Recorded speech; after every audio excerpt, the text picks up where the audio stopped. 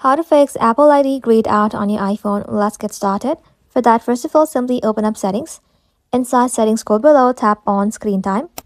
Inside Screen Time, scroll below again, then tap on Content and Privacy Restrictions.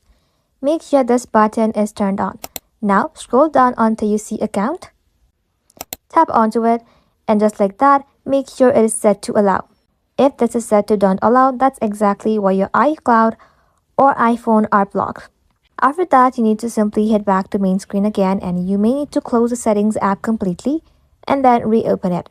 After that, try tapping on your Apple ID again. If the first fix does not work, swipe down to open up your control center, turn on your airplane mode on, wait for about 5 seconds and then turn it off again.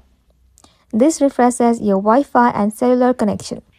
Now open settings again, scroll below, tap on General, tap on Software Update, and if an update is available, download and install it. Running an outdated version of iOS can cause this issue. And after everything, you can simply restart your iPhone. And just like that, once your phone restarts, go back to setting and check if your Apple ID is clickable or not. That's it. Thank you all for watching. If this video was helpful, consider subscribing to our channel and liking this video.